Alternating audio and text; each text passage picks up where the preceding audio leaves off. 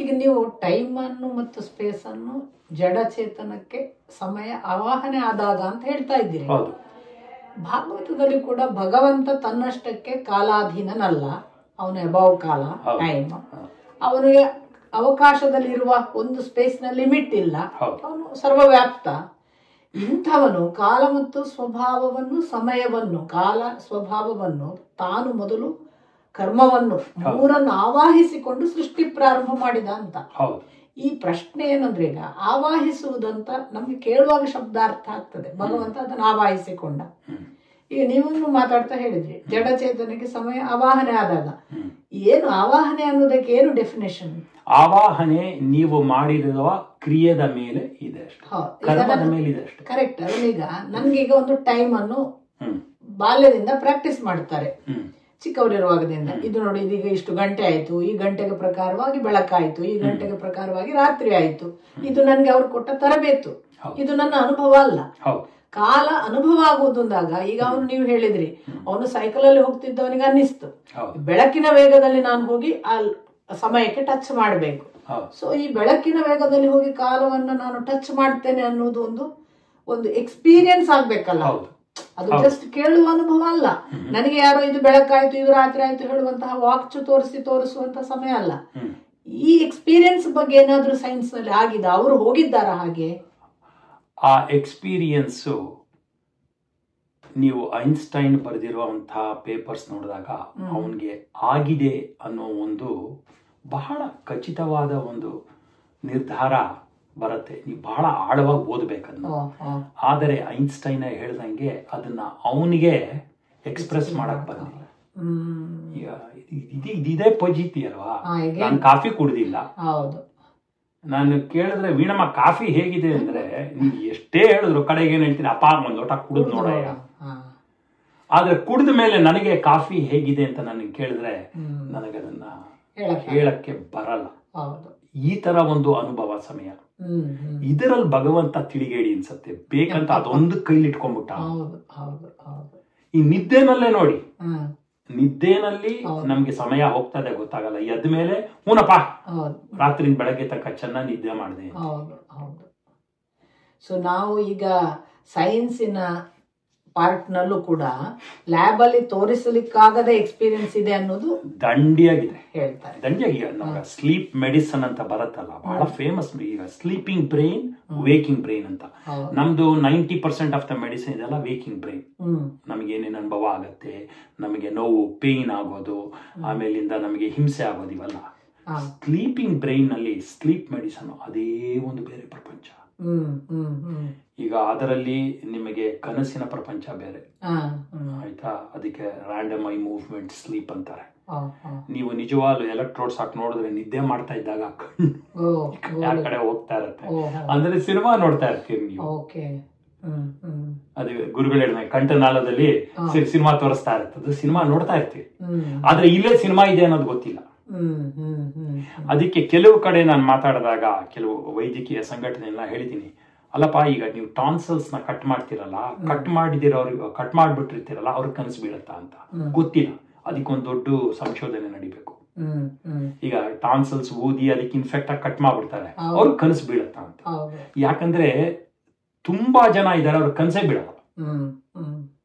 So ಅದ್ರ ಬಗ್ಗೆ ಇನ್ನೂ ಅನ್ನೋನ್, ಸೈನ್ಸ್ಗೆ ಅನ್ನೋನ್. ಅಫ್ಕೋರ್ಸ್ ಭಾಗವತದಲ್ಲಿ ತುಂಬಾ ಚೆನ್ನಾಗಿ ಹೇಳ್ತಾರಲ್ಲ, ಬಟ್ ಇಲ್ಲಿ it is unknown to the science, ಹೌದು ಇಲ್ವೋ ಅಂತ. ಅದು ಇನ್ನೂ ಸಂಶೋಧನೆ ನಡಿಬೇಕು. ಆಮೇಲೆ ನೀವು ಕೇಳಿದ್ರಿ ಈ ಅನುಭವ ಜಡದೊಳಗಡೆ ಚೇತನ ಹೋದಾಗ ಅಂತ. ಅದೇನಂದ್ರೆ ನಿಮ್ಗೆ ಪ್ಯೂರ್ ಸೈನ್ಸ್ ಇಂದ ಹೇಳ್ತೀನಿ, ಆಮೇಲೆ ಆಧ್ಯಾತ್ಮಕ್ಕೆ ಬರೋಣ. ಯಾವುದೇ ಒಂದು ವಸ್ತು ಎನರ್ಜೈಸ್ ಆಗ್ಬೇಕಾರೆ ಅದಕ್ಕೆ ಎನರ್ಜೈಸ್ ಆಗುವಂತ ಕಂಡೀಷನ್ ಹಿಂದಿನದಿಂದ ಇರಬೇಕು. ಈಗ ಒಂದು ಎಲೆಕ್ಟ್ರಾನು ಒಂದು ಸ್ಪಿನ್ ಸೈಕಲ್ ಅಲ್ಲಿ ಇದೆ, ಒಂದು ಎನರ್ಜಿ ಇದೆ ಅಂತ ಹೇಳ್ಕೊಂಡು, ಅದು ಮೇಲಿನ ಒಂದು ಎನರ್ಜಿ ಸ್ಟೇಟ್ ಹೋಗ್ಬೇಕಾದ್ರೆ ಆ ಎನರ್ಜಿ ಸ್ಟೇಟ್ ಅವೈಲಬಲ್ ಆಗಿರಬೇಕು. ಅವಾಗ ಎಕ್ಸ್ಟರ್ನಲ್ ಫೋರ್ಸ್ ಬಂದಾಗ, ಎಕ್ಸ್ಟರ್ನಲ್ ಎನರ್ಜಿ ಬಂದಾಗ ಟಕ್ ಅಂತ ಹೈಯರ್ ಆರ್ಬಿಟ್ ಹೋಗುತ್ತದೆ. ಅದಕ್ಕೆ ಪೂರ್ತಿ ಅಂದ್ರೆ ತನ ಪೂರ್ಣ ಆಗೋಗ್ಬಿಟ್ಟಿದ್ರೆ ಏನ್ ಜಾಸ್ತಿ ಎನರ್ಜಿ ಕೊಟ್ರ ಮೇಲೆ ಹೋಗಲ್ಲ. ಯಾಕಂದ್ರೆ ಎನರ್ಜಿ ಒಳಗಡೆ ಹೋಗಕ್ಕೆ ಇರಲ್ಲ.